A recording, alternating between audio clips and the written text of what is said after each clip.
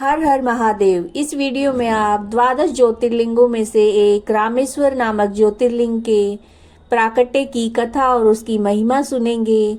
रामेश्वर ज्योतिर्लिंग जो कि रामनाथपुरम तमिलनाडु में स्थित है और ये 4 धामों में से एक है।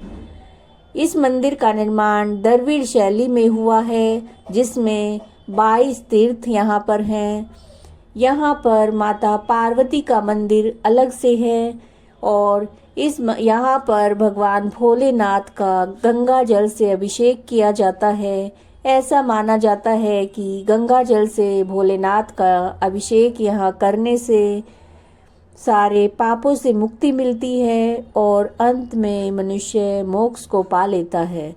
तो आइए शिव पुराण में वर्णित रामेश्वर नामक ज्योतिर्लिंग की महिमा और उसके प्राकट्य की कथा का वर्णन सुनिए। सूत जी कहते हैं, ऋषियों, अब मैं ये बता रहा हूँ कि रामेश्वर नामक ज्योतिर्लिंग पहले किस प्रकार से प्रकट हुआ। इस प्रसंग को तुम आदर पूर्वक सुनो। भगवान विष्णु के राम अवतार में जब रावण सीता जी को हर कर लंका ले गए, तब सुग्रीव के साथ 18 पद्य वानर सेना लेकर श्री राम समुद्र तट पर आए और वहां विचार करने लगे कि कैसे हम समुद्र को पार करेंगे, किस प्रकार से रावण को जीतेंगे। इतने में ही श्री राम को प्यास लगी। उन्होंने जल मांगा और वानर मीठा जल ले आए। श्री राम ने प्रसन्न होकर वो जल ले लिया। तब उन्हें स्मरण हो आया कि मैंने अपने स्वामी भगवान शंकर का दर्शन तो किया ही नहीं, फिर ये जल कैसे ग्रहण कर सकता हूँ। ऐसा कहकर उन्होंने जल को नहीं पिया। जल रख देने के पश्चात रघुनंदन ने पार्थिव पूजन किया। आह्वान आदि 16 उपचारों को प्रस्तुत करके विधि पूर्वक बड़े प्रेम से शंकर जी की आराधना की। प्रणाम और दिव्य स्तोत्रों के द्वारा यत्न पूर्वक शंकर जी को संतुष्ट करके श्री राम ने भक्ति भाव से उनसे प्रार्थना की।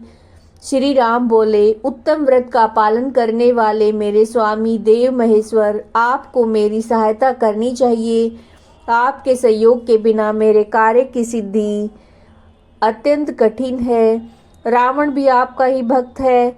ये सब के लिए सर्वथा दुर्जय है, परंतु आपके दिए हुए वरदान से वह सदा दर्प में भरा रहता है और त्रिभुवन विजयी महावीर है। इधर मैं भी आपका दास हूँ, सर्वथा आपके अधीन रहने वाला हूँ। सदाशिव ये विचार करके आपको मेरे प्रति पक्षपात करना चाहिए। सूत जी कहते हैं, इस प्रकार प्रार्थना करने और बार बार नमस्कार करके उन्होंने उच्च स्वर से जय शंकर, जय शिव इत्यादि उद्घोष करके शिव का सत्वन किया। फिर उनके मंत्र के जप और ध्यान में तत्पर हो गए। तत्पश्चात पुनः पूजन करके वे स्वामी के आगे नाचने लगे। उस समय उनका हृदय प्रेम से द्रवित हो रहा था। फिर उन्होंने शिव के संतोष के लिए गाल बजाकर अव्यक्त शब्द किया। उस समय भगवान शंकर उन पर बहुत प्रसन्न हुए। वे ज्योतिर्मय महेश्वर वामांग भूता पार्वती तथा पार्षद गणों के साथ शास्त्रोक्त निर्मल रूप धारण करके तत्काल वहां पर प्रकट हो गए। श्री राम की भक्ति से संतुष्ट चित होकर महेश्वर ने उनसे कहा, श्री राम, तुम्हारा कल्याण हो, वर मांगो। उस समय उनका रूप देखकर वहां उपस्थित हुए सब लोग पवित्र हो गए और शिव धर्म परायण श्री राम ने स्वयं उनका पूजन किया। भांति भांति स्तुति और प्रणाम करके उन्होंने भगवान शिव से लंका में रावण के साथ होने वाले युद्ध में अपने लिए विजय की प्रार्थना की। तब राम भक्ति से प्रसन्न हुए। महेश्वर ने कहा, महाराज, तुम्हारी जय हो। भगवान शिव के दिए हुए विजय सूचक वर एवं युद्ध की आज्ञा को पाकर श्री राम ने नतमस्तक होकर हाथ जोड़कर उनसे पुनः प्रार्थना की।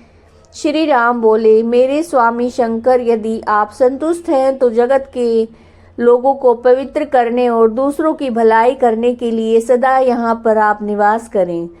सूत जी कहते हैं, श्री राम के ऐसा कहने पर भगवान शिव वहाँ ज्योतिर्लिंग के रूप में स्थित हो गए और तीनों लोकों में रामेश्वर के नाम से उनकी प्रसिद्धि हुई।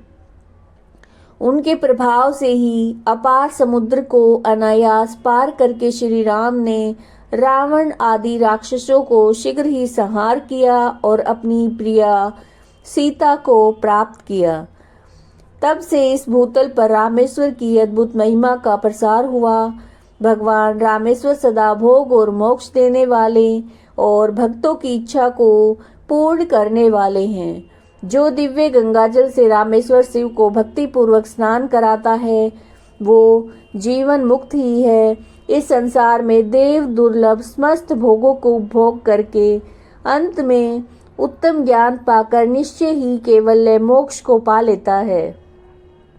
इस प्रकार मैंने तुम लोगों से भगवान शिव के रामेश्वर नामक ज्योतिर्लिंग का वर्णन किया, जो अपनी महिमा सुनने वालों के सारे पापों का अपहरण करने वाला है। ये आप 12 ज्योतिर्लिंगों में से एक रामेश्वर नामक ज्योतिर्लिंग की कथा सुन रहे थे। अगर आपको वीडियो अच्छी लगी है तो लाइक कीजिएगा, कमेंट कीजिएगा, ज़्यादा से ज़्यादा शेयर कीजिएगा। हर हर महादेव।